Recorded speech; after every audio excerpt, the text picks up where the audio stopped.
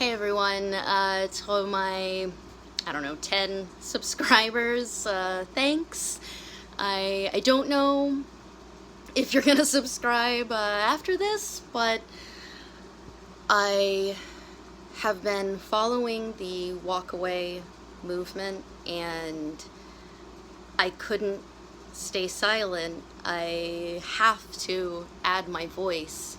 I've been so frightened to speak out over the last year, and this movement has made me realize how important it is to make sure that my voice is heard and that my voice is added to the what is it now, 1 million people that are talking about this. So very quickly, like many people in this movement, I was a Bernie supporter. I voted for him in the primaries.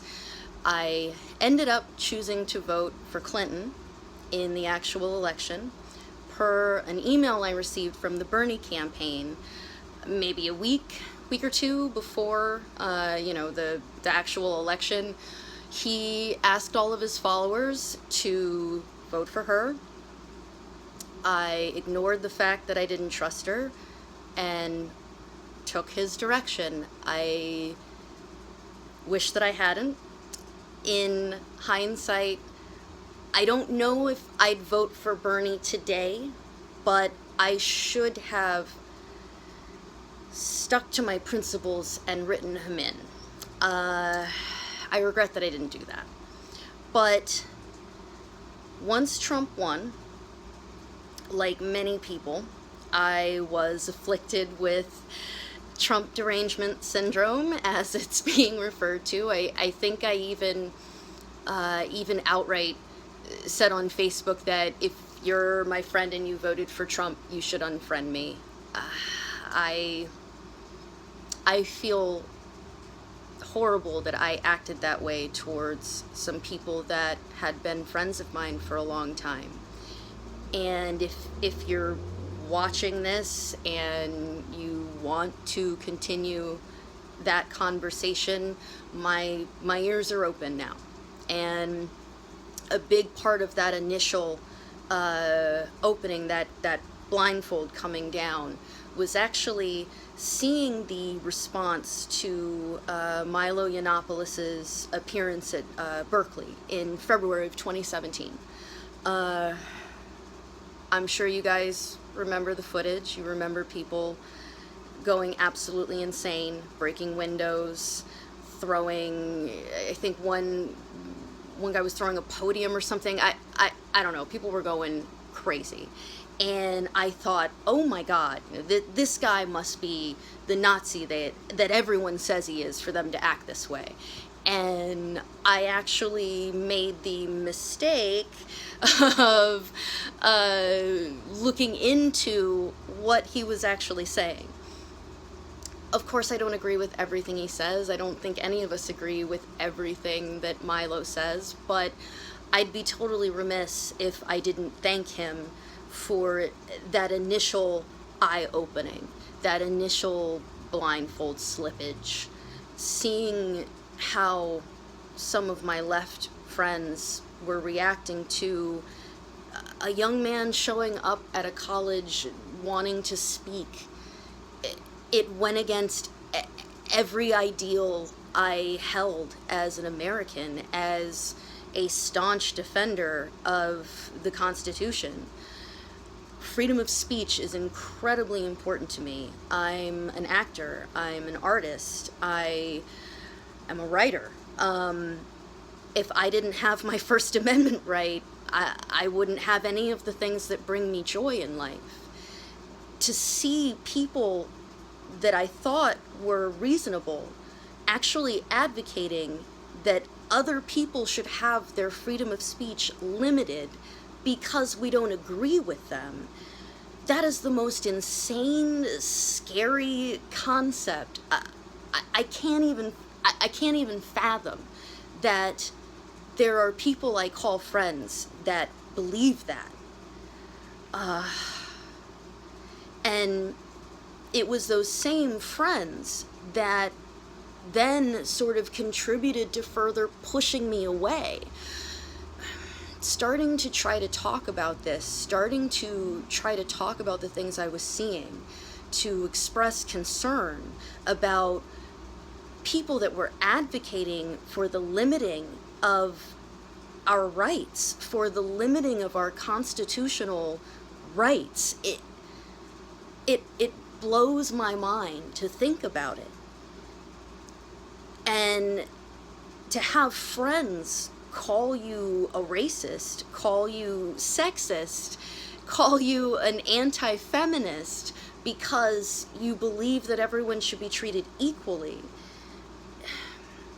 all it does is just further alienate me and alienate the rest of us and push us towards one another and inspire this movement that we need to talk about.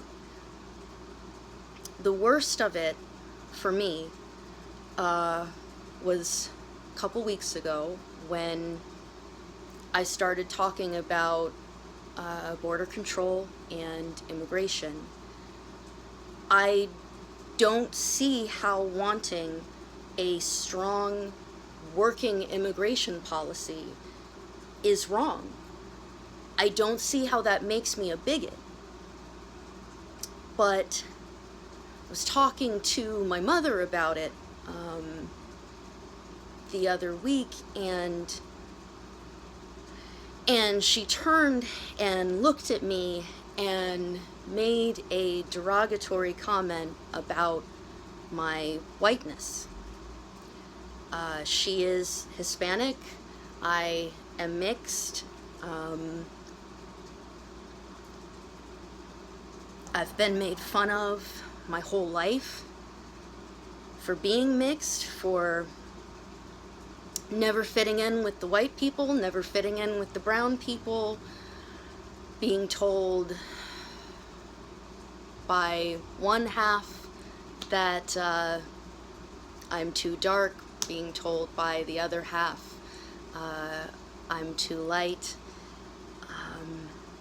I've never really felt a part of any kind of racial identity. Maybe that's why I really identify as being an American.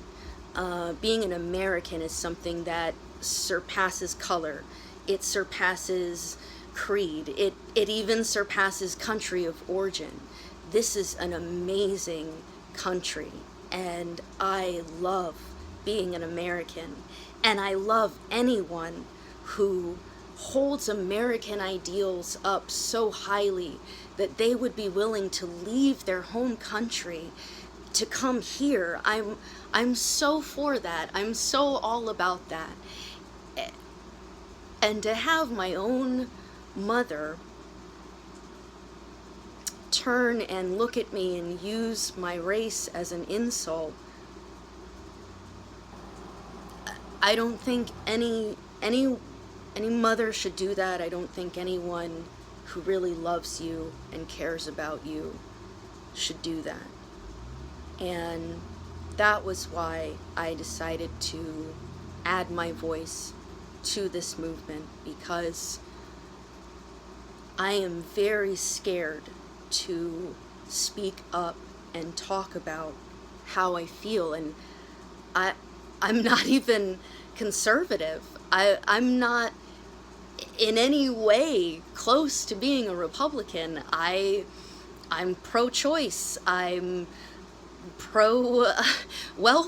I'm pro-legal immigration. I just also happen to be pro-First Amendment, and I am a believer in the Second Amendment. I think everyone should have the right to defend themselves, protect themselves, especially as a woman. I have a right to walk down the street and even the playing field by arming myself. Apparently, those kind of ideas nowadays will get you labeled a racist, they'll get you labeled a Nazi, they'll get you labeled a bigot, when really the war, because we're so worked up and tuned up right now, But the real battle, I think, should be against the bigotry of low expectations that is permeating every culture in this country. The real issue is that we have a news media that answers to corporate sponsors, not to actually conveying real news.